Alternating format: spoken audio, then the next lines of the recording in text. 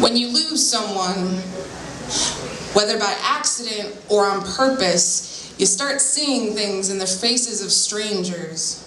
Reflections in windows are no longer silent figures. They scream the names of all the people you will probably never see again, except as a fleeting shadow across a busy city street, or a memory that flashes in front of your eyes in the seconds before you start crying.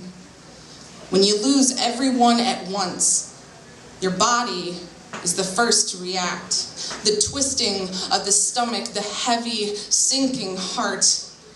Then you'll start imagining yourself wrapped in the arms of other people's happinesses. You take their laughter as your own. You do anything to forget the sting of the abandonment. I've been told that you cannot eat poems.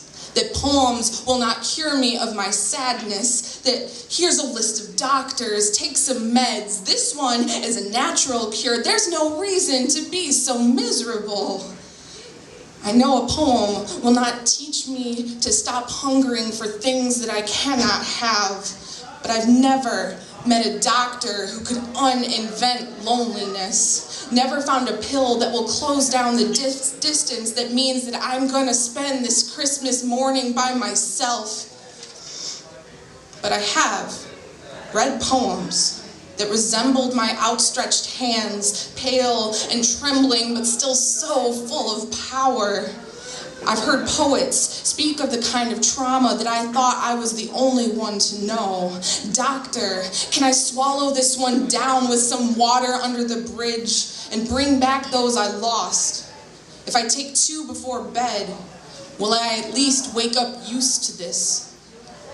I still haven't gotten any answers, and the pain is still sitting on top of my chest whenever I try to rest my head. I think for now, I'll stick with these poems.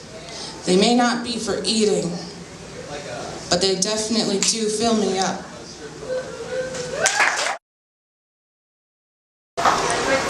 From a young age, she learned that the answer to raised voices was climbing a decibel higher. But later, she realized that a hole in a wall always gets more attention than a voice competing. The wall always gives way to her fist, like the weak-willed daughter she never learned to be. On more than one night, the wrong knuckles on her good hand ballooned up twice as big as the others, the blood, a slow outpouring of grief from the skin where her fingers tightened into hammers.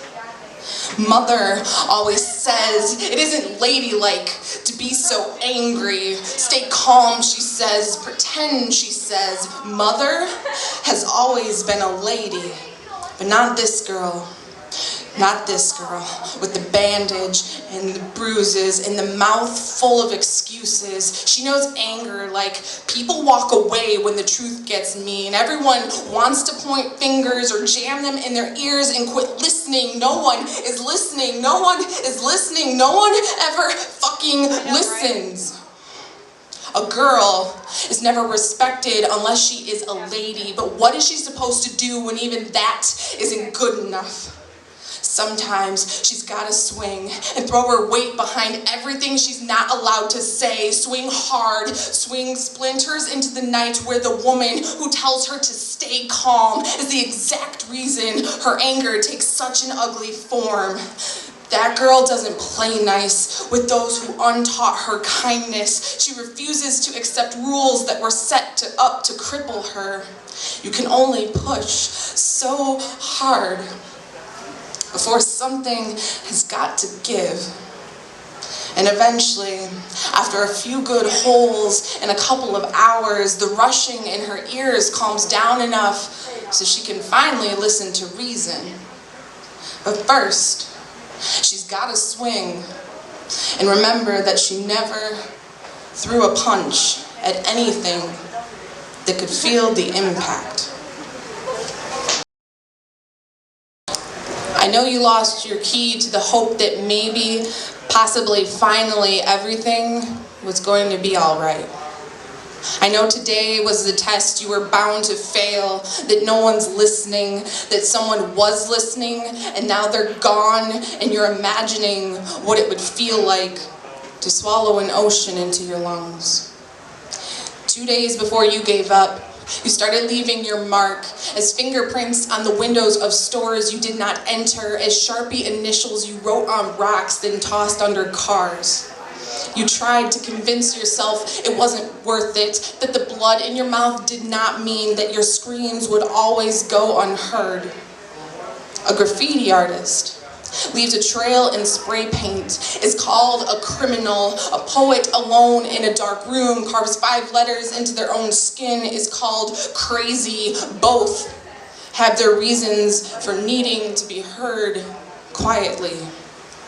You spoke a language no one wanted to listen to, a dead language, dried up like the tears after the 3 days you spent alone in that closet filled with dirty clothes. Why don't you get some help, they said.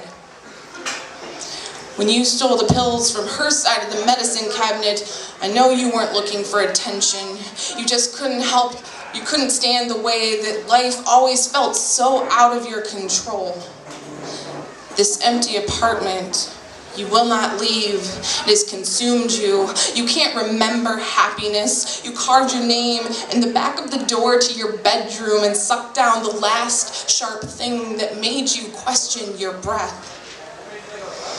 The most beautiful graffiti is the most tragic. It is written over the part of the bridge that's already dipping into the river, barely holding on. This is the reckless place that safety dares not go. This is the one place the paintbrush will not reach, to erase, to erase, to erase. Forgetting is so difficult.